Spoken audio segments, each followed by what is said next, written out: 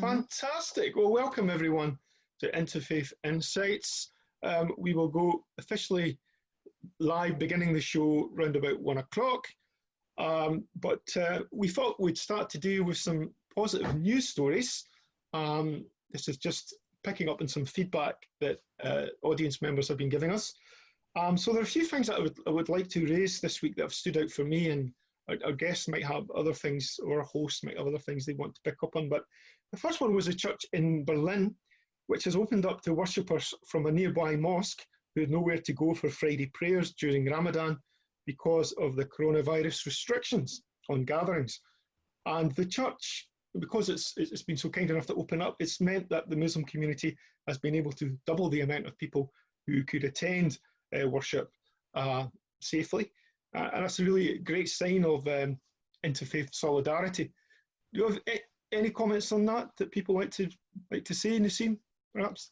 I think it's fantastic how people are just adapting and overlooking that kind of the differences and prejudice, to just everybody's getting past that and just coming together. I think that's just a beautiful story of the people realizing the importance of Ramadan and the prayers, and they've adapted that and opened their doors. Not only opened their doors to their churches, they've opened their doors to the heart. And I just love these wonderful stories that are being shared across the platforms. Ian, another example of that is in the United States of America, Louisiana. There was an electrical fire in a 100-year-old synagogue where my sister worships. Within 24 hours, every church in the city had opened their doors to that congregation to hold services, to hold meetings, to use their buildings for whatever purpose they needed. Now that's interfaith. Yeah, that's so beautiful to hear. And locally, I'd just like to put a shout out to a friend of mine, Pal Singh, who runs a local charity in Leith called Building Bridges. And they've been bringing hundreds of free meals to people in need during the pandemic. And I think that they're going to be partly featured on a news programme on Channel 4 around some of the things that local groups are doing. So it's just great to hear more of these stories. I was reading about an Edinburgh businessman who is selling boxes of clothes to support out-of-work Bangladeshis during the pandemic, who normally work in clothing factories in a venture called Lost Stock. So another really good idea. I was just been hearing just before we came on the air of an IKEA car park in Germany, which is being used for Eid celebrations, bringing people together safely. Mm-hmm.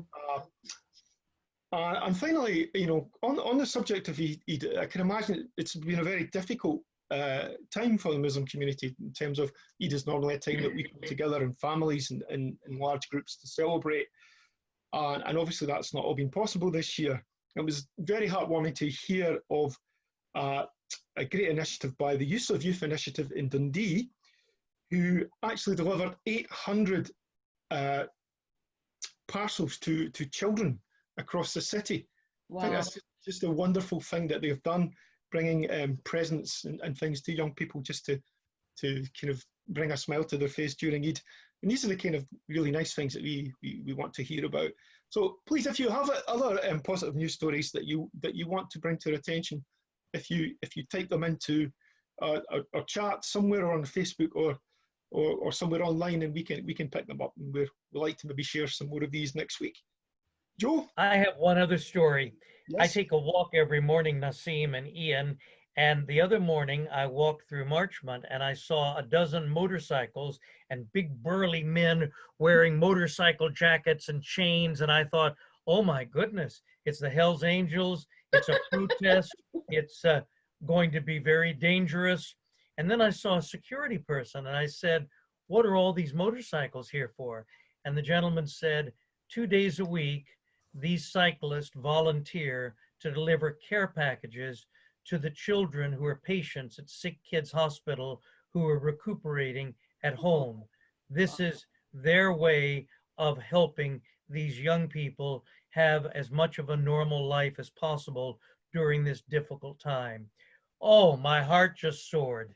Wow, that's such a heartwarming story. Such a heartwarming story. It's a wonderful story. You know, you can't judge a book by its cover.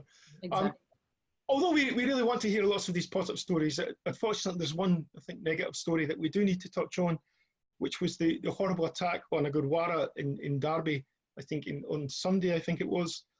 I mean, it's beside the point that, I mean, the Gurdwara is doing all this great work. I mean, I think it feeds something like 500 people a day with meals.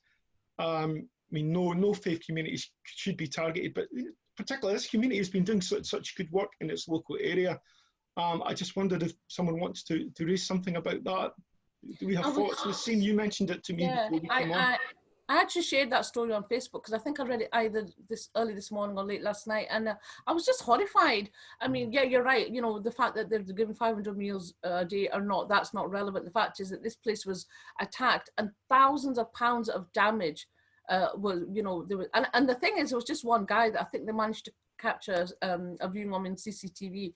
But you know how much of that, and that's all money that's donated by the local people that come to the Gurdwara, how long that's going to take to kind of rebuild that place. And I think it just sickens me when I read these kind of stories, and the fact that, you know, this is an important time for us to be together, and that now means that they can't function as a Gurdwara, and the fact that they can't now supply that food to folk. It's just really, really very, very sad. It's very sad to hear that. Yeah, exactly. So we move on now to the wider part of the show. And I just want to welcome everyone who is just joining us now on whatever social platform that would be. Good afternoon to you, and welcome to Interfaith Insights, which is a programme that tries to show how faith can motivate people from all walks of life to make positive changes in the world. Remember to follow us on our Edinburgh Interfaith Association Facebook page, or on Twitter at IFA at Eden Interfaith, and subscribe to us on the YouTube channel for more really interesting and engaging videos. So today we have really a full packed show. Last week we were touching on mental health, and today again we will be touching on some aspects around that. Naseem will be telling us also about how Muslims are celebrating Eid in Edinburgh very shortly. And for many of us, COVID-19 has been really playing havoc with our sleep system. And so I'm delighted that we have a very special guest, Jane Ansell from Sleep Scotland, who will be speaking to Joe shortly and maybe giving us some tips on how we can have a better night's sleep. And I'm thrilled to say that at the end of the show, we'll also be joined by award-winning artist Craig Weir. And Naseem has a very special guest with us today, none other than Imam Hafiz Mohammed from the Imam at Iqra Mosque, who will be showing us, who will be talking to us really about how he's dealt with many hard topics during Ramadan. And also Naseem will be telling us just how she's been celebrating Eid at this time with the lockdown and everything that's been going on. And I think you also have some questions, and hopefully the Imam will be giving advice as how do we maintain that, well, particularly for Muslims, how do you maintain that spiritual high, that practice as you go on after Ramadan? So we will begin by going over to Naseem, who will share some of our Ramadan diaries and have some conversation with Imam Hafiz. So over to you, Naseem. Okay, good afternoon, assalamu alaikum. Back for another amazing show. We're most certainly enjoying presenting the show, and I hope that you guys are enjoying watching the show. I think I was speaking earlier on about fasting, and we were speaking about intention, and I think it was a couple of years ago I was fasting, and I'd purely accidental, I'd had breakfast that day, and I'd also had lunch that day, before I had to be reminded by my sister that, Baji, which is sister in Urdu, that you're actually fasting. And I'm like, oh my God. But the beauty is that, because it was purely accidental, Allah forgives that, it wasn't intentional. So that can't, I got a tick along that day, that fast was accepted, but I was completely full. I didn't need to have my iftari that day. I was completely full. So, but it all comes down to intention. So today, I think I'm going to start off with a video. So today, as you could probably see, I've been having my coffee. It's been whilst we're on the show because Ramadan is over. So on Sunday was Eid, and I'd actually recorded a video, which I believe is going to be playing now. So I'll just see if that's coming on. Yep, that's it coming on. Me preparing for Eid.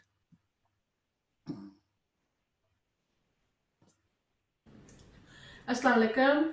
So today I'm recording for my Interfaith Insights video. I'm recording me actually want to Eid maybe tomorrow, or so today's Friday, it's either Saturday or Sunday, most likely to be Sunday in Edinburgh. So what we've been doing today with the family, we've been wrapping up Eid presents. So I just wanted to give you an insight on the kind of things I'm putting in these bags. First of all, look at these amazing bags that my daughter's been managed to get online. So they've all been personalised, special, I hope you can read that, special delivery for, this one is going to the Jacob family, open on Eid. There's a drawstring, it's quite, I'm very chuffed at getting those actually. So well done to my daughter for finding, I didn't even realise this kind of merchandise was available online, but you know, there you go. So in each bag there will be an Eid card, and that one needs to be written up. And these chocolate favour boxes, and I don't think that's been clear in that one, but it says Eid Mubarak in English, and then it's got it written in Arabic. And we've actually folded these up, stapled them, and then put that glittery ribbon on them. So, and look, check out these. It says Eid Mubarak on that. Didn't think these things existed, but wow. So there's two for my nephews here. And a fridge magnet, which says Alhamdulillah, which is praising Allah subhanahu wa ta'ala. And then an Islamic, it says begin with Bismillah. Bismillah is a very important phrase that Muslims say before we embark upon any work, any task that we're about to do. And this is for my niece, is a prayer mat. It's absolutely cute, very, very cute, and such really good material. So that's a wee prayer mat for her. Hope she's gonna love that. And so that's what we've been doing today. As you can see, there's presents for my friend, my daughter's friends. We've been busy doing all that today. And I'll let you have a look at these bags that we prepared earlier. As I say, here's some I prepared earlier. So these are all my family members. So I'm actually going out on a wee delivery now to take them across and deliver them. All with upholding the social distancing laws, of course. Look at the rainbows the girls have done. That's cute. I love the energy. Anyway, put this here.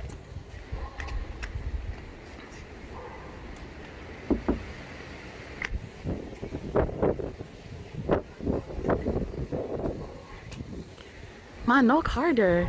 They didn't even hear you. Oh, they're coming, they're coming. Hi you guys. Oh gosh, it's so windy today. So we've got Eid presents for you guys. Oh, very nice. How's that thing? Oh, nice.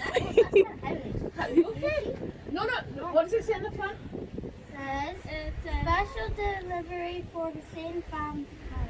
Open on Eid. Oh, wow. Turn it around. I believe is Turn it around, you guys. Rukaya, turn it around. Yeah. So Rukaya and Fawzi, I just wanted to ask you very quickly, how has fasting been for you guys? For me it's been okay. Some of the days are a bit hard, some of them are a bit easy. It's just up and down. And what will you be eating today, Fawzi? But I have no clue. You've got no clue. What would you like to eat today? Pizza. Pizza. And chicken burgers. Pizza and chicken burgers, all might make me hungry. Right, listen, I've got lots of deliveries to do today, so I shall see you at some point, inshallah. Bye, Yahya. Bye-bye. Bye-bye. I love you. Bye, kids. I love you. Bye-bye.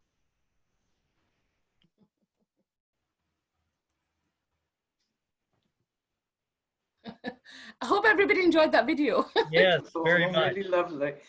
Yeah, so my Eid was very different, as I'm sure it was across many Muslim families across. So traditionally on Eid morning, we always have, because the best thing about Eid is after we've read our prayers in the masjid, we always come to my mom's or my sister's, and we always have breakfast, because that's the one thing that you miss most during Ramadan is breakfast. But of course this year we came back, and because it was just just a couple of us at home, as we just had beans on toast, something simple like that. Or usually we have a massive kind of breakfast at my sister's. So then we just spent the day at home and made a meal in the evening. But usually on Eid we go to my mum's, and there's about there's myself and 5 sisters and a brother, and all our nieces and nephews. Everybody gathers at my mum's, and it's just an amazing time. Eat way too much, and then we always try and watch a family favorite movie. Our family favorite are the Back to the Future films, and that's a kind of a tradition that we always uphold. Love watching Back to the Future films. And then all the while my mum will be saying, switch that off. And then she'll start asking questions, and it's like, why is he doing this? Why? So she gets involved, she gets interested, and then we all, you know, have a wee snooze, and that's it. But you know, it's been very, very different this year. But alhamdulillah, still a lot to be thankful for. Very, very blessed. We've got our health, we've got our family, and inshallah, you know, in the next couple of weeks, hopefully we're able to all meet up once the lockdown's been lifted. So I want to introduce my very special guest and a dear friend of mine, Hafiz Muhammad. He's the Imam at Iqra Academy, which is way over in Cameron Tallside. I don't know if that's the west or the east. I'm not very well orientated. South. It's the south. It's the south. Okay, that's right. So welcome, Hafiz. Thank you very much for having me. Right, great, thank you. So very quickly, how was your Eid? Let's get this out of the way first. How was your Eid? It was actually busy. The prayer obviously was very quiet. Normally we in the mosque almost have around 600 to 700 people praying together. Wow. This time there was no one.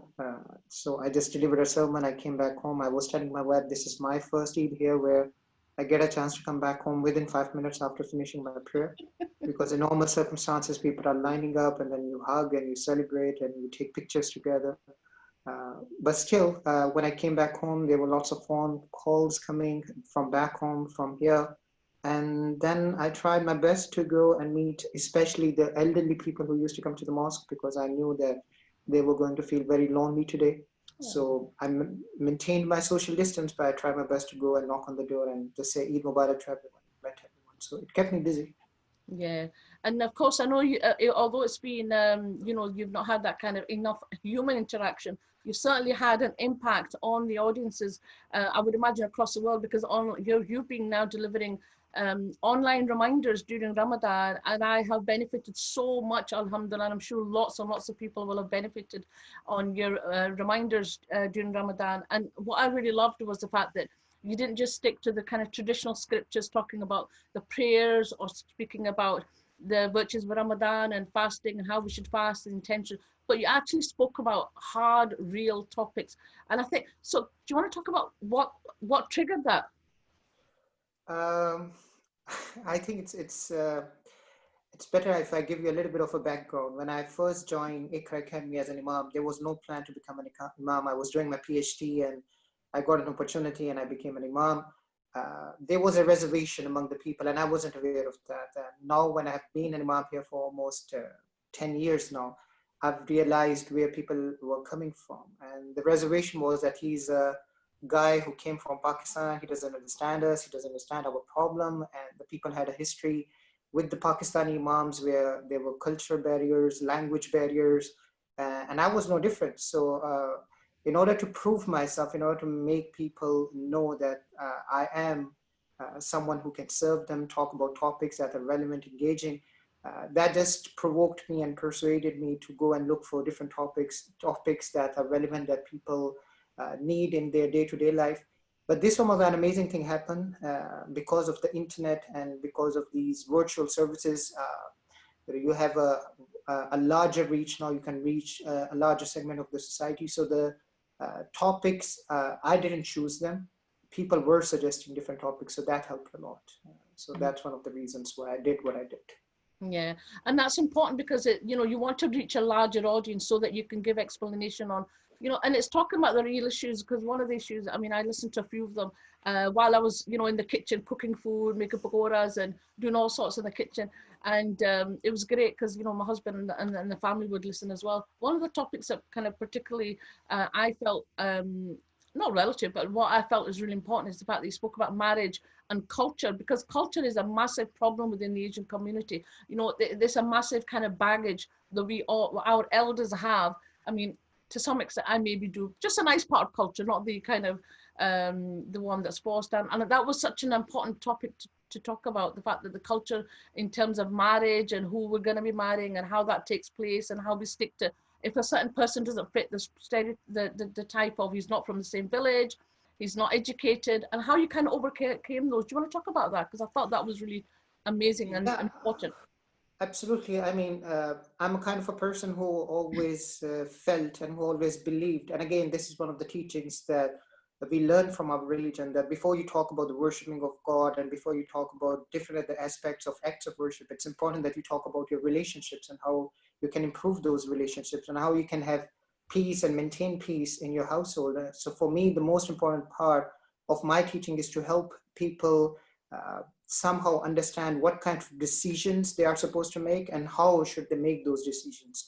And I'm no scholar. I'm just a student of Islamic studies. So whatever things I've learned, especially from the life of our Prophet Muhammad sallallahu alaihi wasallam, I just decided myself to share it with the people, because one of the things that we learn in the Quran with regards to our Prophet is that he basically came to free us from these cultural burdens, to remove all of these burdens and all of these societal pressures that we carry with ourselves, these burdens that we have upon ourselves. So one of the reasons why he came is to free us from those burdens. So I know for the fact that for the last 10 years, as long as I've been working here and I've interacted with a lot of youth, and I've seen this is the problem that always occurs between them and their parents. And it doesn't matter, I'm sorry to say this, but even the second generation who were born and raised here, sometimes they even don't understand the concern of their kids, especially when it comes to their marital affairs and who they want to marry and how they want to live their life.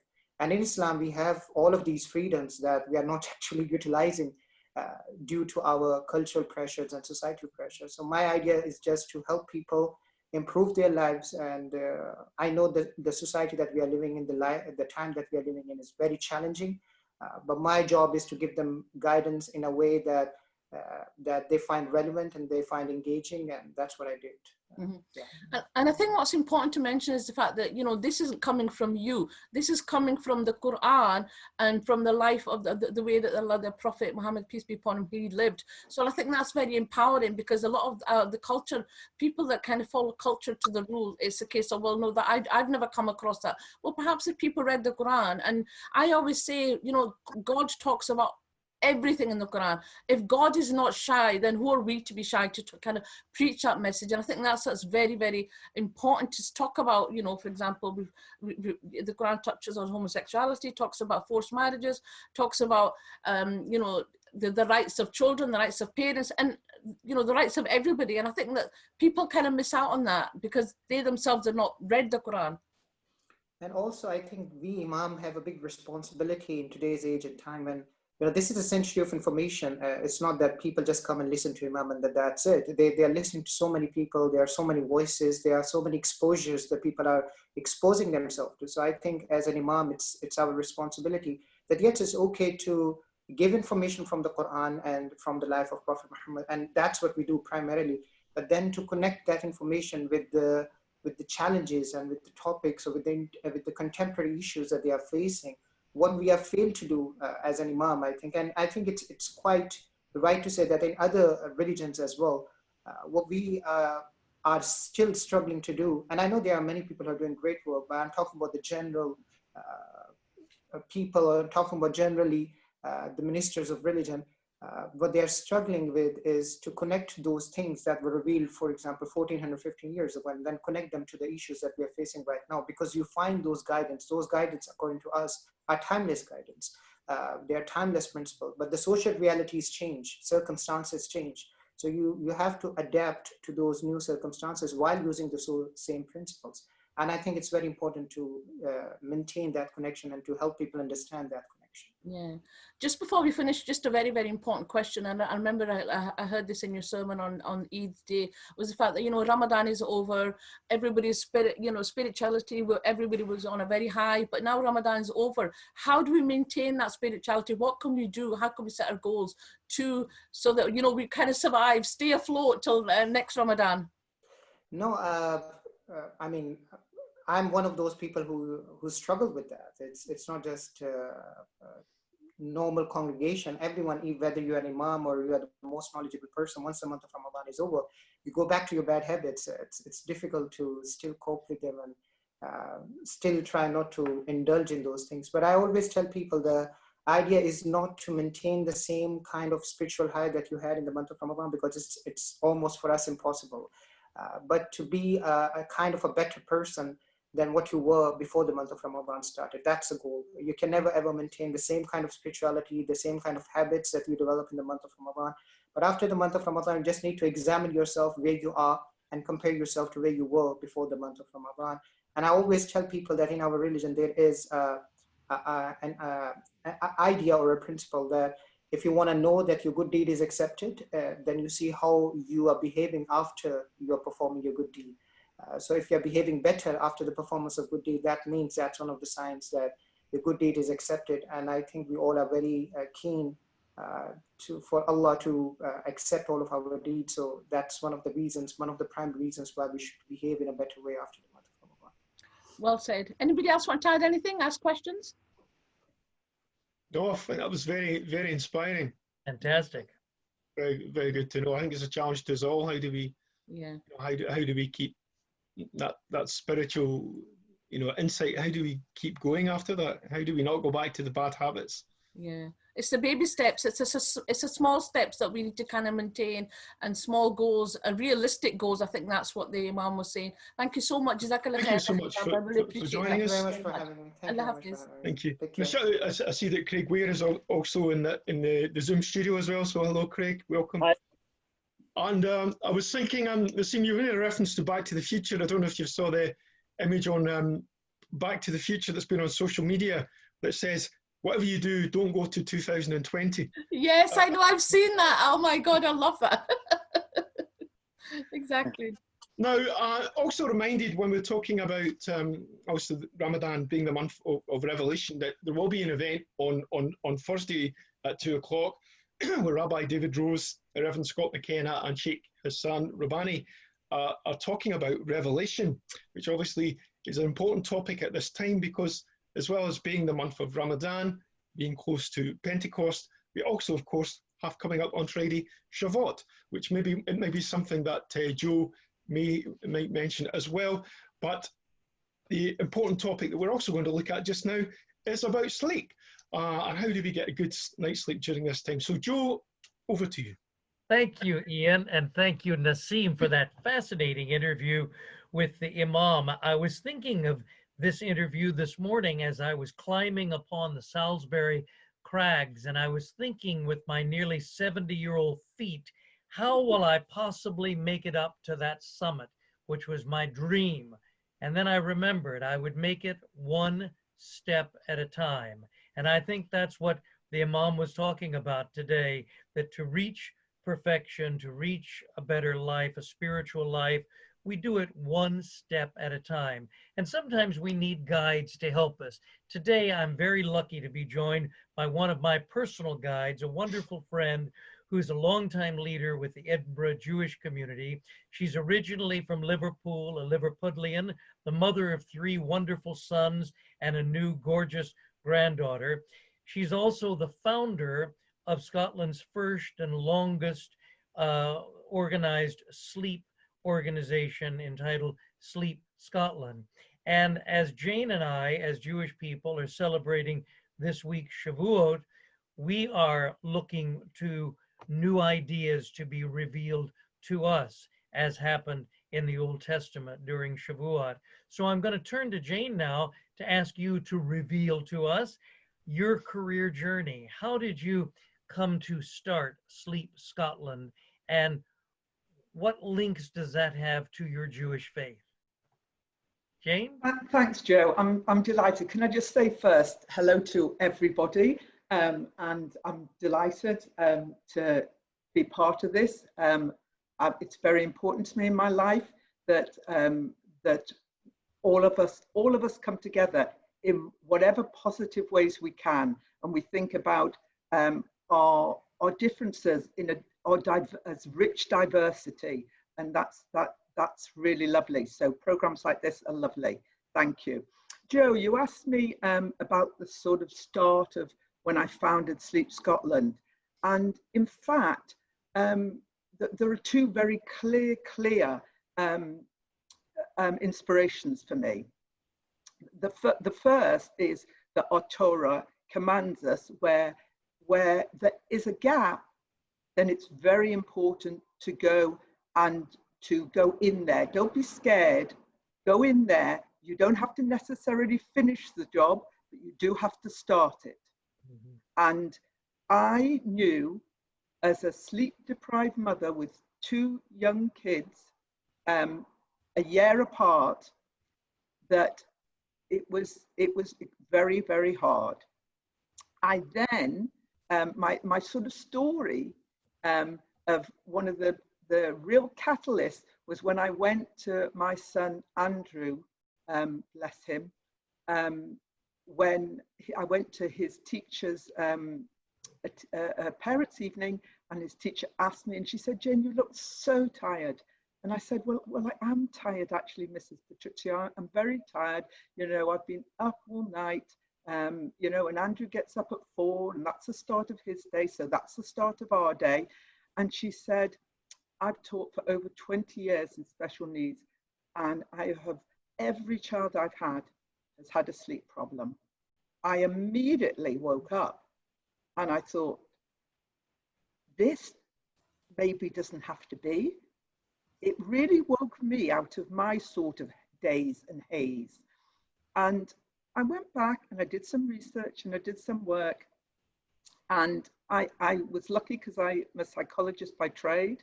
But my main teacher and inspiration was my son Andrew, who sadly passed away in November this last year. Sorry to hear that.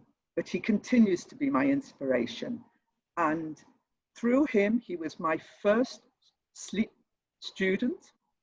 And I, always with help from others, I never build anything on my own. I always see who's there with information, expertise, and who wants to help. And Joe, you said one step at a time. I'm a great believer, one step at a time. You don't have to have 3 blueprints to start out on something, as long as you don't harm anybody. So with Andrew ready there, I started my first sleep program on him, and I can talk a bit more about what matters for sleep. And of course it worked. And always, his sleep routine, his timing of going to bed might have changed over the years, but the actual routine changed very little.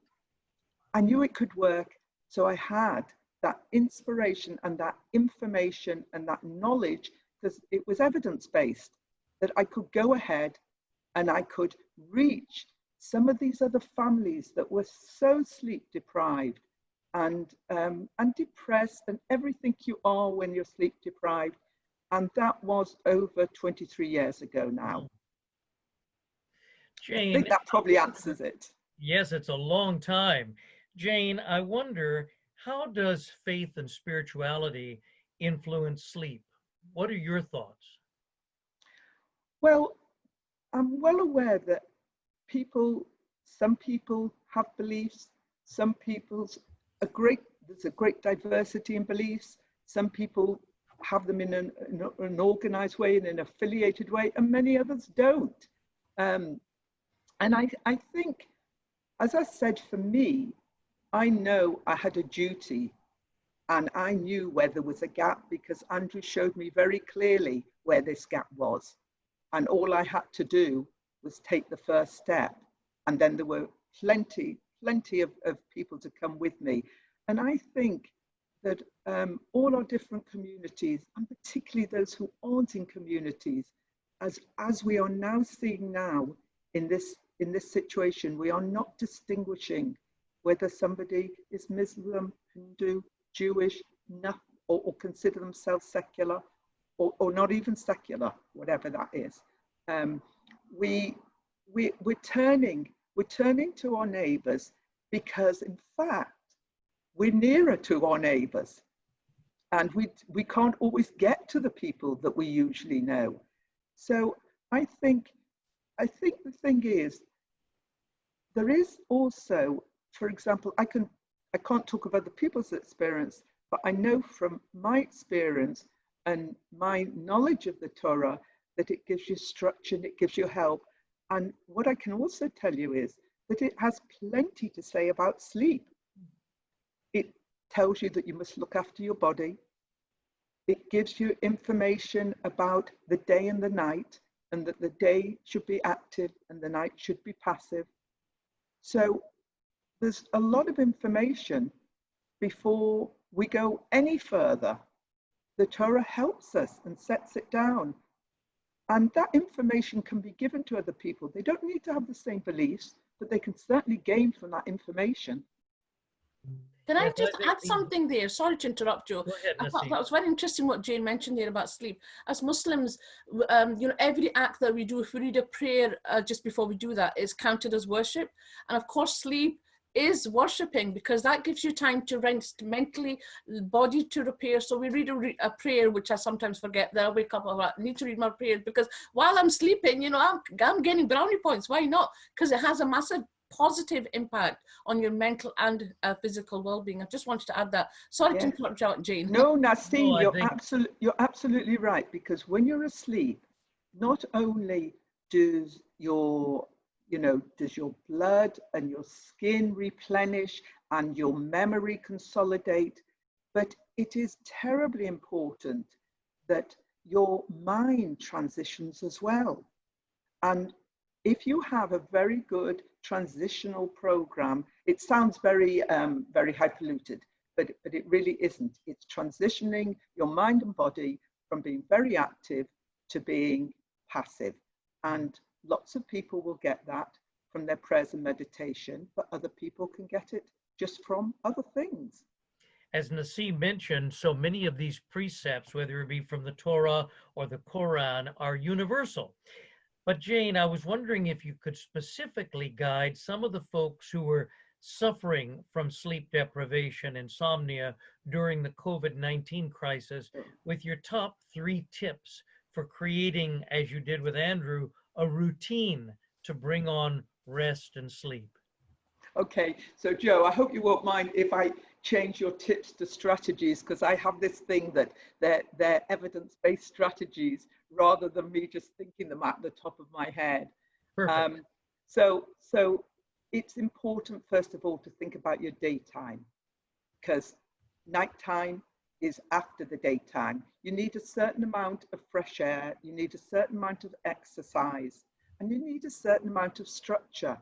One of the first things I used to do with kids who weren't going to school was try and get them, and maybe one of their parents who was helping them or whoever was helping them, to join the local community center, gym, or just to go for a walk and to get up in the mornings. It's so easy, how it is now, that people might not get up and they might stay up very late. So try and get a daytime structure and try and make that include some exercise and some fresh air. And then and food. I always say that food and exercise and sleep is what makes up a human being. So, you know, reasonable food, and of course, in the later part of the day, if you do drink caffeine or you do drink alcohol, don't drink it in the later part of the day. Try and make from something like tea time onwards, it free of that. And then one of the greatest, I think, difficulties for people at the moment is their anxiety. So people are very, very anxious, and there's so many what ifs. And I often say to people, if you've got a list of worries, why don't you write them down, but write it well ahead of a couple of hours before you go to sleep. Now, very often people wake in the middle of the night and they start thinking about those things. Then you have to talk to yourself and say, those things are on my list and I need to leave them till the next day. And also to tell yourself that you have a worry hormone and a sleep hormone. And the worry hormone, which is a serotonin, almost has an inverse relationship with the melatonin, which produces the sleep. So if you're going to wake in the middle of the night, at the early mornings, that's when your worry hormone is at its greatest, which means that you almost have to tell yourself, it won't be as bad in the morning, especially not if I let myself get some sleep. So one of the main things is to let the worry go. As much as you can, do some practical things, some meditation, prayer, music, not heavy rock, you know, but something like that in your bedtime routine. I'm a great believer in the sort of baby routine where they have a bath and you sit back like a king or queen. Sadly, nowadays, baths have been taken out in some places for showers. A shower is not the same because the shower stimulates your blood vessels. But if you don't have a bath, do like they do in the townships in South Africa. Put your feet in a bowl of hot, warm water and pretend you're having, you know, a foot massage, a foot jacuzzi. There's always a way. Does that tell you a little bit, Joe? Yes, Remind me really, if I haven't answered anything. No, that's really, really helpful, because what you've described is the importance of creating a structure, as the Torah talks about the difference between night and day, the importance of food, exercise, and sleep, and the avoiding caffeine and alcohol late in the day. And then, of course, overcoming anxiety by maybe creating a list of worries and then drawing a line under it. We do that at our home. We call it, Jane, the 8 o'clock rule. After 8 p.m., we discuss nothing serious. And that's so that we can transition from all of the worries of the day to the restfulness of the evening. How lucky the Edinburgh Interfaith community is to have you as our guest today. And I'm delighted to tell you that Jane is going to join us for a longer interview on Thursday at 6 p.m. So join us on Thursday at 6 p.m. and learn more about how you can have a more restful life during the COVID-19 crisis. On behalf of the Edinburgh Interfaith Association, Jane Ansell, thank you very much. My pleasure. My pleasure. Thank you.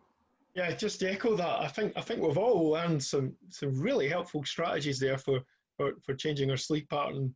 And today we've heard a lot, you know, and I think what I'm thinking in my mind is about taking small steps to adjust both my sleep pattern and perhaps my spiritual practices as well.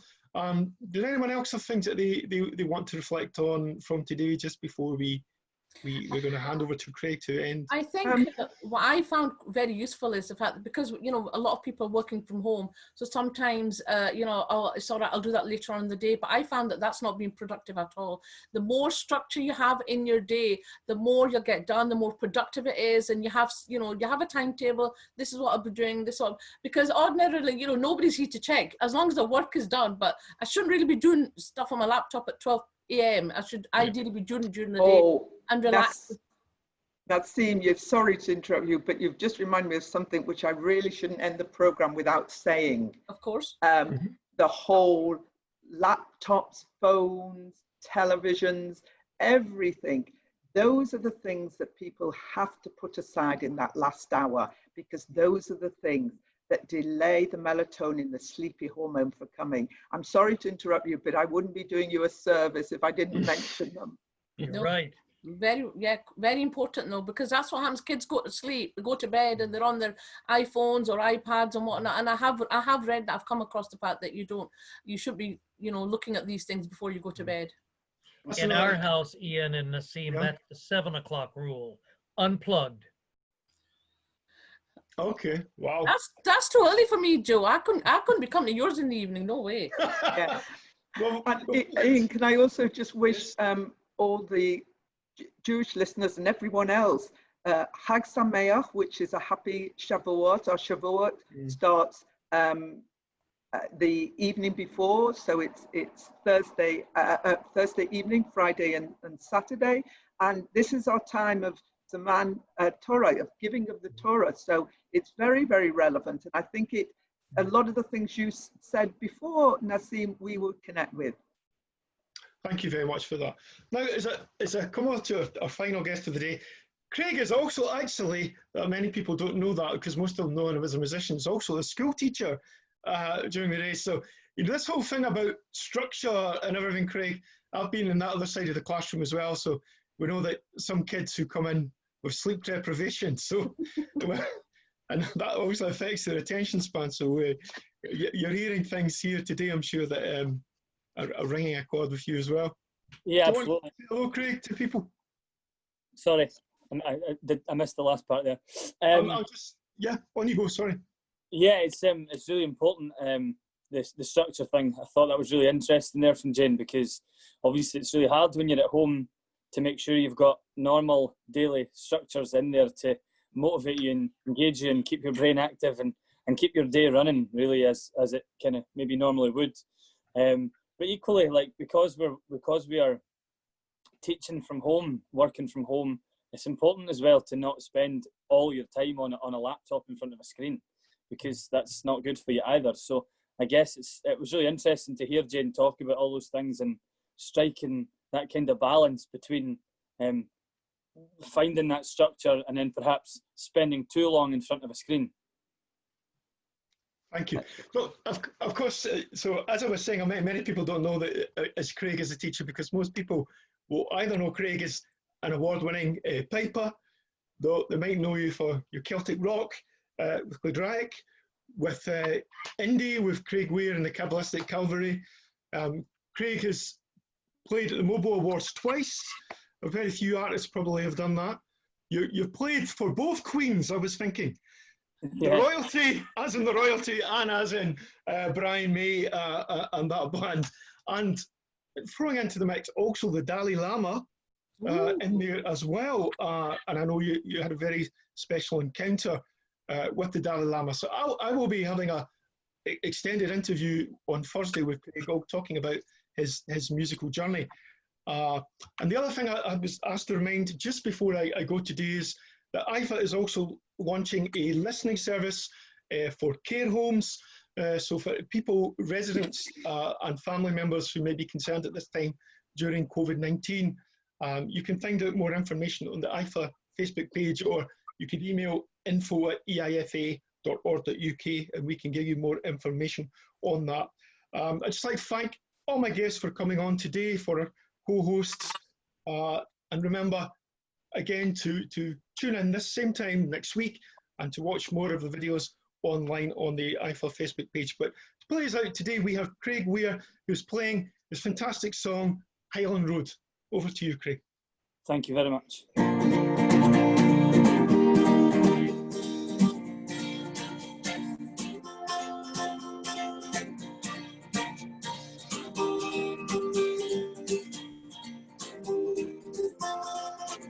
Highland Road, how you lead me to my home land, your mystery, your history, a unique and precious code. Highland Road, you allow me to be free, and you and I will know it when we walk the Highland Road.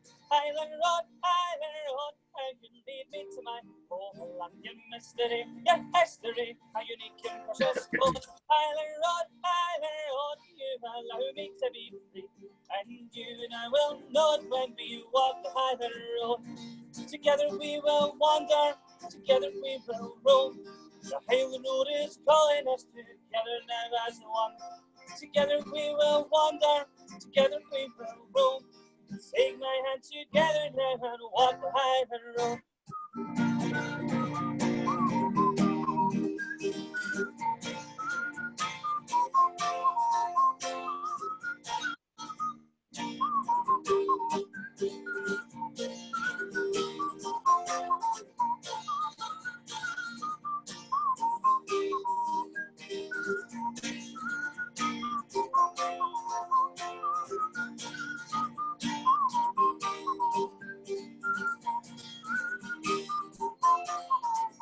And that road, and that road, and that Highland road, and that road, and that road, and that Highland road, and that road, and that road, and that Highland road, and that road, and that road, and that Highland road, Highland Road, and you lead me to my home land, your mystery, your history, a unique and precious code. Highland Road, you allow me to be free, and you and I will know it when we walk the Highland Road.